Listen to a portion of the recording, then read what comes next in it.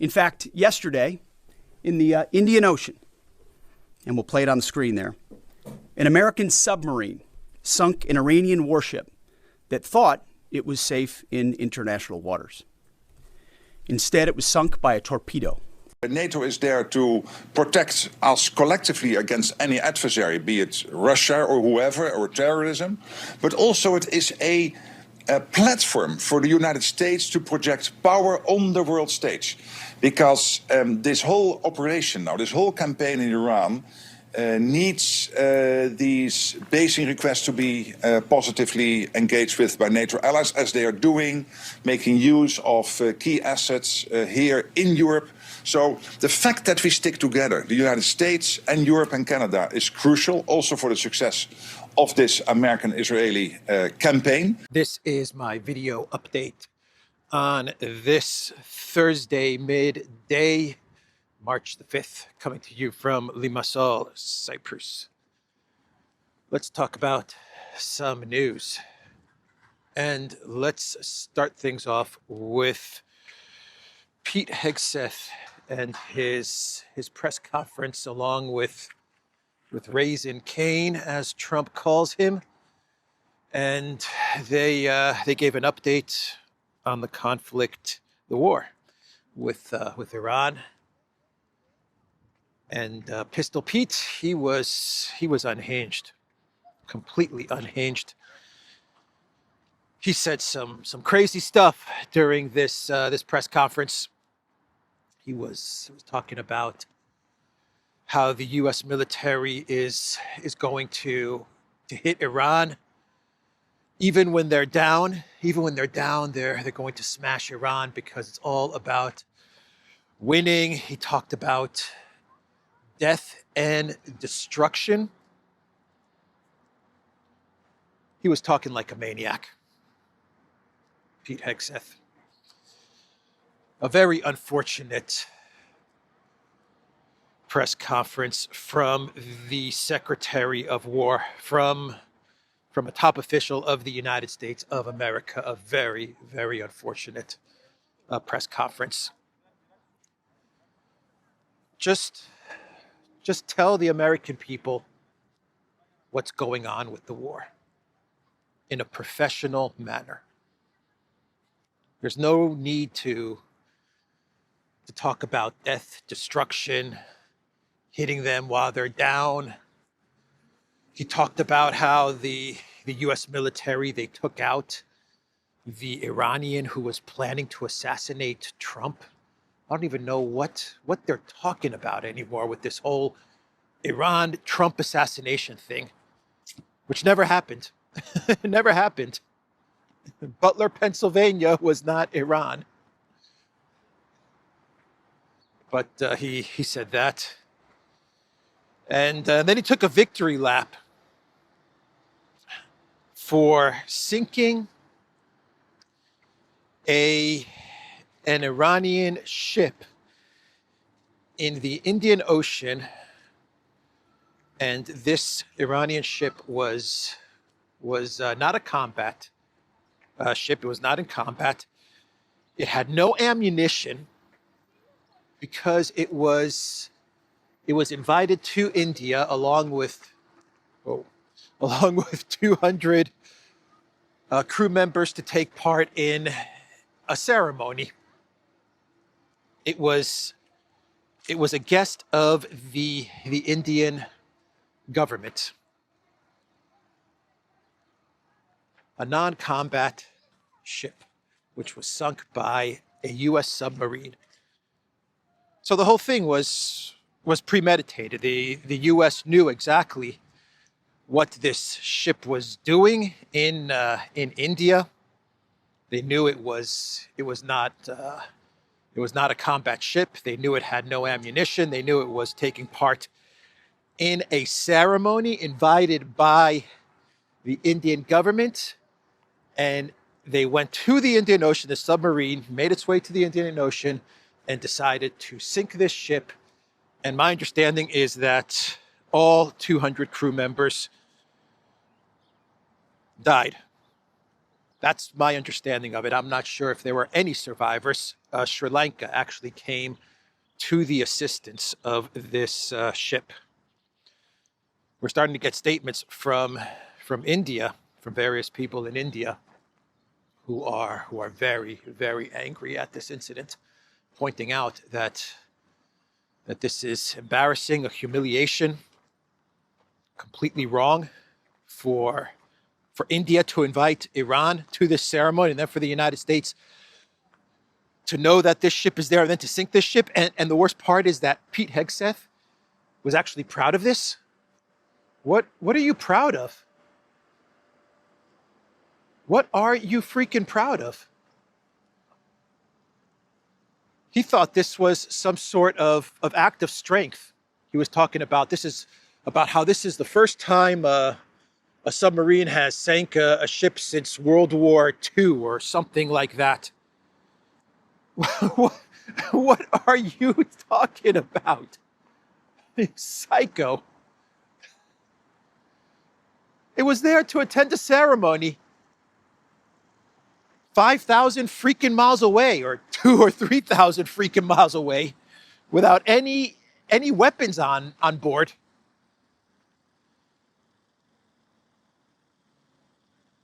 I couldn't believe what I was watching.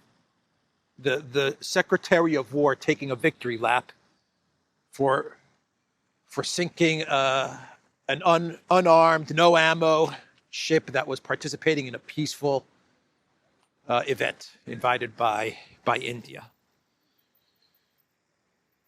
So here is what Hegseth said during the press conference.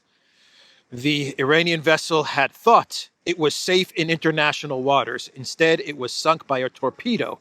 Quiet death, Hegseth stated, adding that the incident marked the first sinking of an enemy ship by a torpedo since World War II. It thought it was safe. Yeah, it thought it was safe because it was invited to this event, to this ceremony. It was not in combat. Absolutely, it thought it was safe.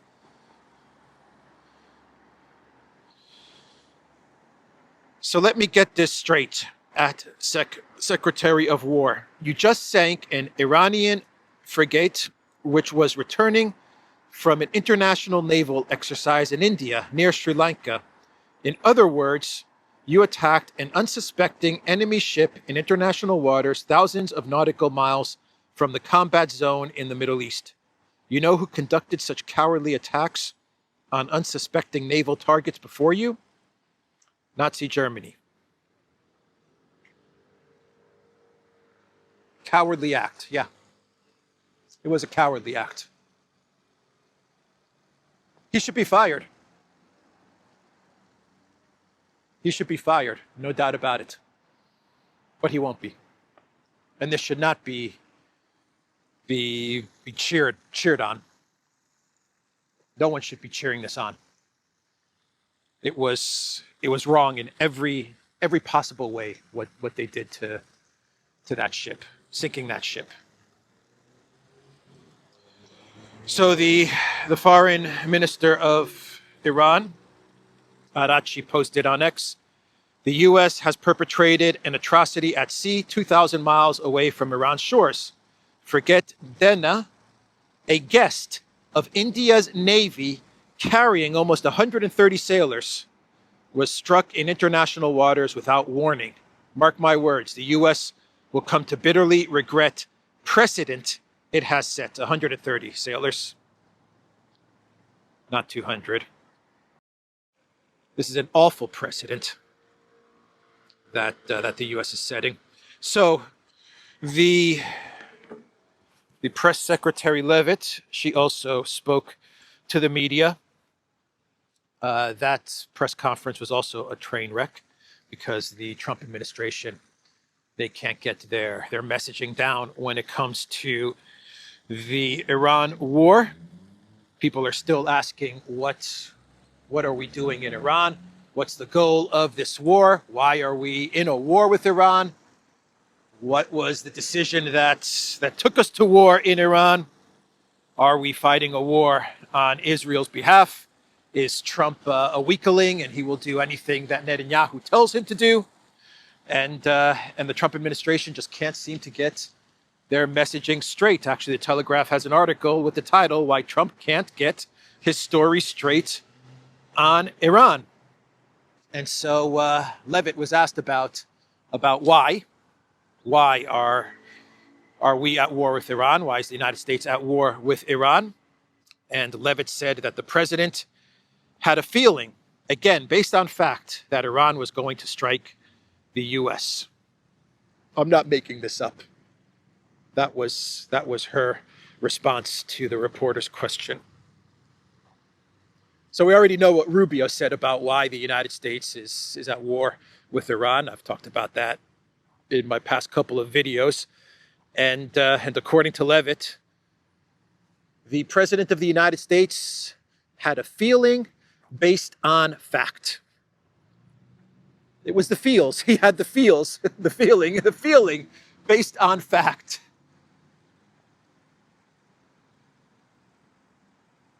And that's what has taken the United States into this war. Trump's feelings. I had a feeling. Oh boy, Trump. So he was asked about how the war is going. And Trump said, on a 10-point scale, I'd rate this a 15. Really, Trump? You would rate this a 15? Okay. So the U.S. military, the CENTCOM, they're talking about how they are destroying Iran's missile launching capabilities. Actually, Hegseth and Kane, they painted a very optimistic picture during their press conference. They basically said that within a week, the United States and Israel apartment and studio for rent. The United States and Israel will control the airspace over Iran, and they will be able to bring death and destruction. So they said that will happen in 1 week's time. And then Kane, he talked about how Iran's fighting capabilities are pretty much gone. They are being degraded. And then he put out some statistics about how Iran's missile launches have been decreasing day by day, and he believes by next week, Iran will not be capable of launching any missiles, and they continue to hunt down whatever missile launchers are left. And so CENTCOM, they posted on X, while the Iranian regime indiscriminately targets civilians with missiles and drones, U.S. forces continue to aggressively hunt and destroy Iranian missile launchers with precision. And they showed a video of what they thought was a missile launcher being destroyed. But when you look at that video closely, and the analysts on X and Telegram, they took a close look at this video of what CENTCOM is saying was an Iranian missile launcher being hunted down and destroyed. What actually was hit was a drawing, a painting, a drawing, a decoy of a missile launcher. And so the United States is wasting its weapons destroying painted decoys. From Armchair Warlord, CENTCOM is either trolling us with their comedy decoy strike reel from the last 24 hours of operations, or this is the best they've got and the war is going south in a hurry. The SA-2 apologetically falling off its welded up launch rail instead of exploding is chef's kiss. Yeah, all these decoys are being destroyed, but CENTCOM is posting this as proof that these are real launchers that are being destroyed. So the question is CENTCOM trolling everybody, or do Or do they actually believe that, at least in this instance, they're destroying launchers?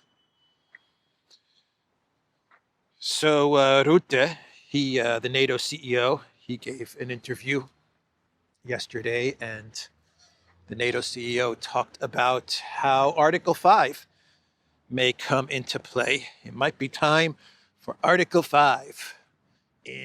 Article 5 for me? Podolyak? Article 5 for me? No, Mr. President, no. No, for Iran. Podolyak. Yeah, Article 5 for Iran, not for Project Ukraine. Why would Article 5 come into play? The United States and Israel attack Iran, but Article 5 is going to be initiated. Doesn't sound like an Article 5 event, but if the U.S. wants NATO involved, NATO will get involved, right? Mark Carney is saying that Canada might get involved, which means that Canada's going to get involved. Mark Carney said, well, we're thinking about it. We're now thinking about getting involved. When a leader of a country says that, starts hinting about, or the possibility is open for some sort of military involvement, it's going to be defensive. It's going to be defensive. We're just going to be assisting the United States. That's when you know they're going to get involved. So we have that news as well. And the Financial Times ran a story talking about how the U.S. Pentagon is in talks to buy Ukrainian-made interceptors to fend off attacks by Iranian drones. Pentagon eyes Ukrainian interceptor drones to counter Iran. That is coming from the Financial Times. Ukrainian-made. It's a good one. Yeah, okay, Ukrainian-made. Yeah, we believe you. Ukrainian-made from Texas. Ukrainian-made drones sent from Texas. Flamingo missiles assembled in the UAE. British Flamingo missiles designed in the UAE, assembled in Denmark. Ukrainian-made Flamingo missiles. Okay, whatever. iPhone designed in California, made in China. So yeah. Trump sells weapons to NATO. NATO gives weapons to Ukraine. Trump buys weapons from Ukraine. It's brilliant, actually. It's genius when you think about it. That washing machine, it is spinning. Podolyak, we sell our drones back to Trump. I like it. I like it a lot, that washing machine spinning. Oh boy, if you don't laugh, you cry. No doubt about that. We are sports.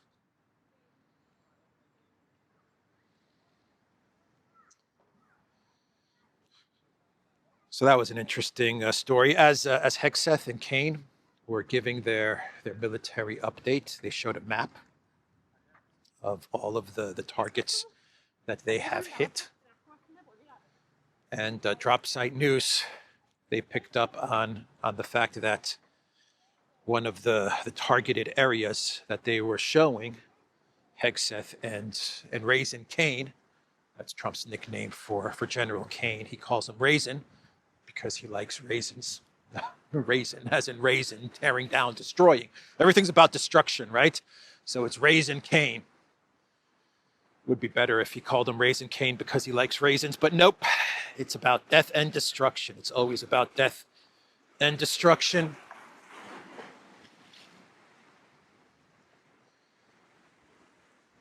So one of the areas that they showed, which had been decimated by the U.S. military in the first 4 or 5 days, was Manab. And Drop Site News picked this up. big strike in the area of Manab, which is the elementary school, which saw 160, 170 girls killed. So the Senate had a vote to see about Trump's power to wage this war, to continue to wage this war, and the Senate rejected the bid to scale back the Iran war, 47 to 53. The vote was pretty much split along party lines. Rand Paul, he voted with the Democrats in this instance, so that they can put a check on U.S. President Trump, to not give him a blank check to continue to wage this war, and shift things back to Congress the way it should be. But Rand Paul, he sided with the Democrats, but Fetterman, he sided with the Republicans to give Trump the power, the blank check, to continue this war. So that's the update on that vote. 47 to 53 vote split largely along party lines, with Republican senators united to defeat a measure that would have required congressional approval to continue the operation. Yeah, Congress approving war, come on. That's so 1820s. Congress approving war, come on. We can't have none of that, right? Rand Paul, one of the good guys. So I can just go down here, huh? Usually this is closed off. Anyway, so how big is Iran? How big is Iran? It is massive. Iran is massive. We have the talk about some sort of a ground invasion using the Kurds. That'll be the first phase of the ground invasion, as the United States levels Tehran, and that is what they are doing. They are absolutely leveling Tehran. They want to get it to the point where it is so degraded that they can then move in troops, or the first wave of troops, and the reports are that the first wave of troops will be Kurds. It's always the Kurds, and then the United States will betray the Kurds, but that'll happen after. The land, Iran, the territory, the country, it's absolutely massive. I've read reports talking about a Kurdish army with U.S. funding, with CIA funding, weapons, ready to go, which numbers in the thousands, 5,000, 10,000. I might even be generous there with the 10,000 number. But those are what the reports are saying with regards to the Kurds and moving them into Iran. But it's a huge country. Zero Hedge had a really good article talking about Iran's size, visualizing Iran's vast size and why any ground invasion means years-long quagmire. Yeah, Hegseth said this conflict could take 2 weeks. He said it could take 4 weeks. It could take 8 weeks. Politico ran an article saying that the Pentagon is preparing for 100 days war, and they're also making plans for the war to go on up to September. You heard me right, September. 100 days, and maybe even all the way to September, and they're getting staff in place. They're hiring staff to prepare for what will eventually be a long war. A war of attrition. Kane said that the United States is ready. He also said that the United States has unlimited weapons, unlimited missiles, unlimited bombs.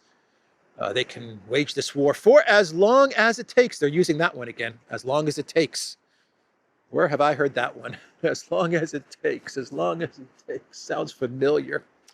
I just can't remember where I heard that one before.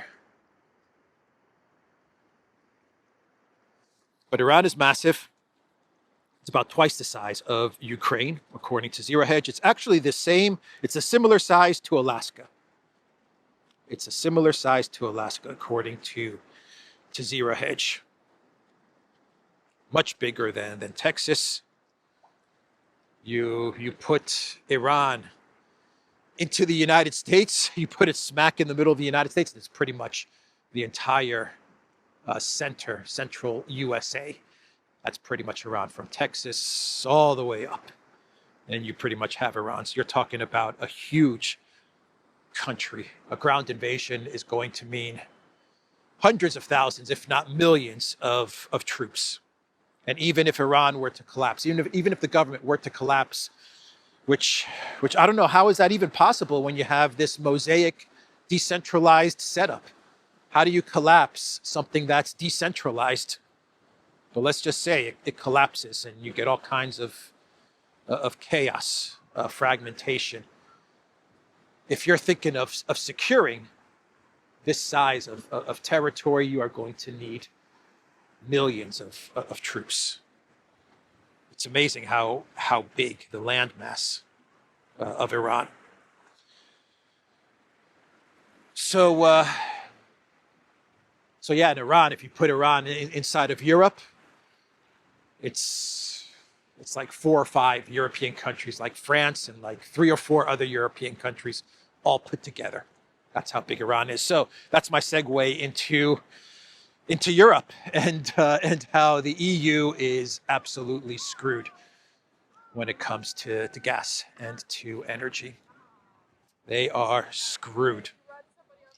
Qatar yesterday announced that they will be shutting their gas liquefaction. They're going to shut it down. They're not going to stop it. They're now shutting the whole thing down. And what that means is that once they shut it down, if they want to start it up again, it's going to take 2 weeks to start, and then it will take an additional 2 weeks to get that gas to the level where it was before the shutdown. So you could be looking at a total of 4 weeks. Today, if they shut it down today and say they restart it tomorrow, then it's going to take them 4 weeks. And remember what Bloomberg said yesterday, what JP Morgan is reporting, what Goldman Sachs is reporting. Europe can ride this thing out for about 25 days, this gas energy crisis. But any more than 25 days and the European economy is in big freaking trouble.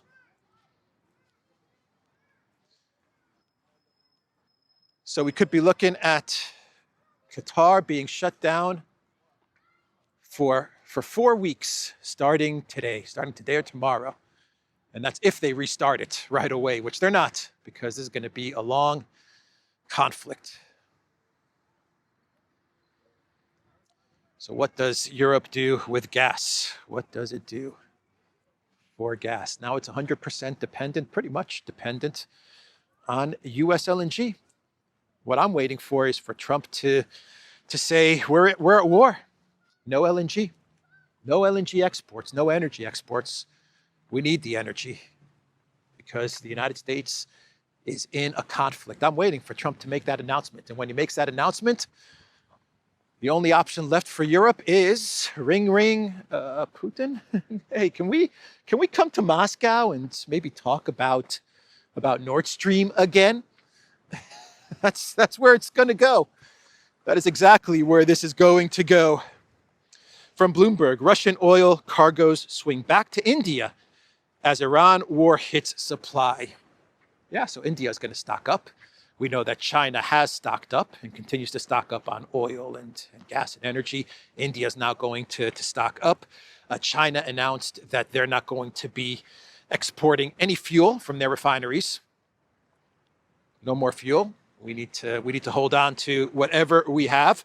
So no exports there. The Financial Times is reporting that the Strait of Hormuz is pretty much shut down. They actually put out a chart showing the reduction in shipping through the Strait of Hormuz. You can see the chart right now on your screen. And Russian President Vladimir Putin, he was meeting with Peter Szijjártó, the foreign minister of Hungary, and they're going to talk about how they can help Hungary with energy needs. I don't know how they'll be able to do it, but they talked about that.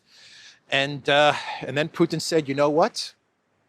Given the situation, with the war in the Middle East, maybe we have to look at cutting off whatever energy, gas supplies make their way to Europe. Russia may halt exports earlier than stipulated by the EU's sanctions restrictions. Yeah, so the EU was talking about cutting off Russia. The EU was going to cut off Russia by 2027, right?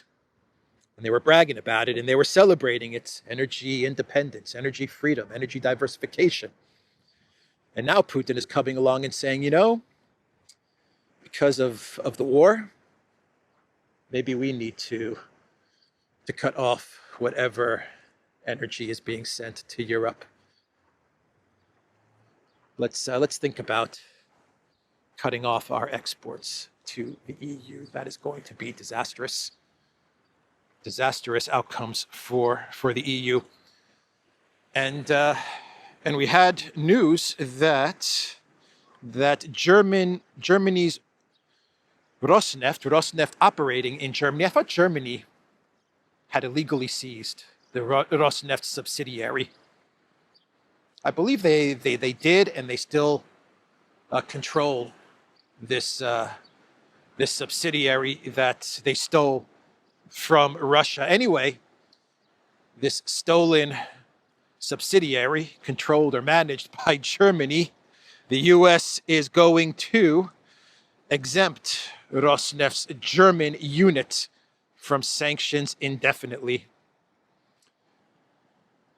So it looks like Merz went to DC and he got Trump to exempt Rosneft from Russian sanctions, from Russian oil and energy sanctions, in the hopes that Russia is going to send oil to this German Rosneft subsidiary. Is that the plan from Merz?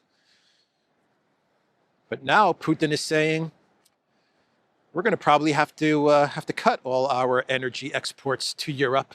That would also include Rosneft. Now that Rosneft is exempt from sanctions, Putin is saying, yeah, well, that kind of doesn't matter anymore, because we're just not going to send energy your way. So things are looking bad for the EU, for Europe. So Turkey intercepted, they claim they intercepted an Iranian missile. And the reports were that Iran is now targeting Turkey, or this was a missile that misfired, or something along those lines. And then we got the reports from Turkey that they were then in discussions with Iran. And Turkey came out with a statement and said, no, that missile was on its way to Cyprus, and it happened to land in Turkey. So I don't know what's going on there. A lot of fog of war. When it comes to Cyprus, the White House, the United States has issued, the State Department has issued a travel warning. Caution if you are thinking, be cautious if you are thinking of traveling to Cyprus, because the conflict is expanding. The war in the Middle East is expanding, and you also have a lot of flight difficulties in the entire region. So they sent out a travel warning for the island that I am currently on, Limassol, Cyprus, and Spain. Let's talk about Spain. We have an update on Trump's epic fury when it comes to Spain. Caroline Leavitt, she said that after Trump's statements yesterday about Spain, with Merz sitting right next to him, that Spain took note of Trump's frustration and anger and disappointment with Spain. And she said that, look at all the ships. She said that Spain has now changed its mind. It has reversed course, and it will now be working with the United States. It will open up its air bases to the United States, is what Caroline Leavitt said in her press statements. The problem is that Spain came out right away refuting these claims from Caroline Leavitt. Leavitt said Madrid had heard Trump's message loud and clear and was now coordinating action with Washington. Spanish Foreign Minister Jose Luis Alvarez rejected that claim. I categorically deny this, Alvarez said in an interview on Spain's Cadena Ser radio network. Spain's position on the war in the Middle East, on the attack on Iran, on the use of our bases, has not changed. That is the statement from Spain. What is going on with the White House messaging? What is going on with the White House's freaking messaging? How can Caroline Leavitt make a statement like this? And then right away, that's how you know that Spain is telling the truth. They didn't wait a day or two.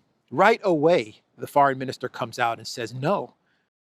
So he said something else, Alvarez. Here we go. He also showed his disappointment and anger with Merz. Spain is very disappointed with BlackRock Merz because BlackRock Merz was sitting next to Trump, and he was just letting Trump bash Spain. And Merz said nothing. He actually sided with Trump in the United States. I talked about this in my video update yesterday. He sided with Trump and threw Spain under the bus. Spain, the EU partner, the EU ally of Germany. Solidarity, European Union style, BlackRock Merz style. And Spain did not like it. So Alvarez, he said, when you share a currency, a common trade policy, and a common market with another country, you expect solidarity, in reference to Merz in Germany. I can't imagine Angela Merkel or Olaf Scholz making statements like that. There was a different pro-European spirit then, Alvarez said. No, I disagree with you, Alvarez. I think you're way, way off. Way, way off. It was the same with Merkel. It was the same with Olaf Scholz. Definitely Olaf Scholz. For God's sakes, Olaf Scholz was standing next to Biden when Biden got the question about Nord Stream, and Olaf Scholz said nothing. And that wasn't even about Spain. That was about Germany. We're going to blow up. We're going to stop Germany's energy transit from Russia. How are you going to do that, Mr. President? Biden, Olaf Scholz standing next to Biden, and Biden said, we're going to do it. Olaf Scholz said nothing. He said nothing. So, no, the situation was exactly the same back then. Anyway, that's an update there with Spain. And one more story, and we'll get to our clown world. And we go to a Russian LNG tanker that was attacked by a Ukrainian drone. Not in the Black Sea, everybody, but right off the coast of Malta. An LNG tanker. Think about that. We have a huge energy crisis that's unfolding right now, and it's going to get a whole lot worse. And Ukraine is attacking an LNG tanker, a Russian LNG tanker, not in the Black Sea, but off the coast of Malta. And the reports are that this attack was a drone launched from Libya. In a statement on Wednesday, the ministry confirmed the raid on the Russian-flagged Arctic Metagas vessel, which had been en route from Murmansk with cargo processed according to all international rules, when Ukrainian unmanned boats launched from the Libyan coast struck the vessel. All 30 Russian crew members abandoned the ship and were saved thanks to a rescue operation mounted by Russian and Maltese emergency services. Off the coast of Libya. Now, how is Ukraine operating off the coast of Libya? That is a bunch of bullocks. Bullocks, I'm calling it right now. Bullocks, and more bullocks. This was not Ukraine. And everyone knows this was not Ukraine. This was NATO. This was maybe France. We're talking Libya. France comes to mind, right? Sarkozy, Libya, Hollande, UK comes to mind, Cameron, Libya, the United States comes to mind, Hillary Clinton, we came, we saw, he died. This was not Ukraine. That's my guess. I don't have any facts, but I have a feeling. I have a feeling, as Trump says. I have a feeling that the Dow is over 50,000. I have a feeling that this was not Ukraine that hit this LNG tanker. So let's do a clown world and we can wrap this video up. And we'll start off with Stunning and Brave, Kaya Callis, once again making the clown world segment. And she gave her thoughts on the conflict in the Middle East, what is unfolding in the Middle East. And Callis said there's a couple of negatives with the conflict in the Middle East. One negative is that it is pulling attention away from Project Ukraine. She said that's a bad thing. The other negative is that it is pulling away weapons from Project Ukraine, weapons that Ukraine needs. She said that is also a very bad thing. But then Callis said there is one positive. There is one positive, according to Stunning and Brave, and that is that Russia has lost another ally. She said that's a positive. That it's diverting attention away, and that's why today also we had this meeting that we can't let it slip off the table, because this is the real and very close threat to Europe.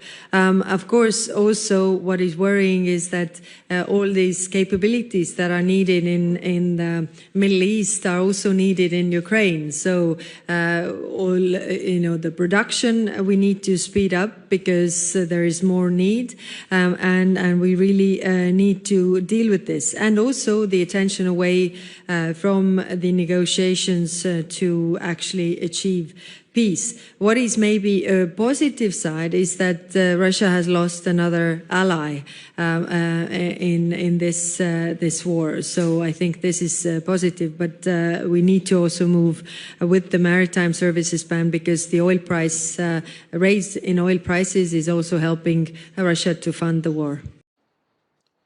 An energy crisis, an economic global financial meltdown. But Russia is losing another ally. So that's a good thing, says Stunning and Brave.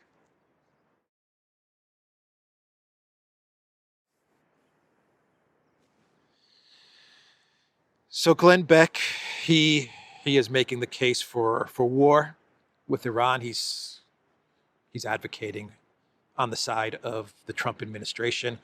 And in order to make his case, he brought on an AI version of George Washington. I'm not making this up. So Glenn Beck, a former Fox News Glenn Beck, he's interviewing AI George Washington, and the thing is a train wreck. It's slop. It looks really bad and it looks really stupid. And if this is our future when it comes to journalism, or when it comes to trying to make a case for or against a conflict, or trying to do any kind of analysis of anything, if we're going to start bringing in historical figures using AI, well, then I want none of it. I want none of it, man. Boy, did it look bad. Very, very stupid. Lithuania said that forget Article 5. They're not going to wait for Article 5. They told the United States that if they want assistance in the war with Iran, Lithuania is ready. Good to know. Lithuania is ready to send their 2 soldiers. Their entire military, which consists of 2 soldiers, they're ready to send them. Go for it, Lithuania. Send them. Send them to Iran. So that was their statement. And then we finally have the best for last for today's clown world. Vovan and Lexus. They prank called Fresh Prince of Langley, Reza Pahlavi. They prank called the Fresh Prince, and they were some German government official, complete with the hairstyle, the mustache. I mean, my God, how could you not have seen that this was a prank video chat, prank video call?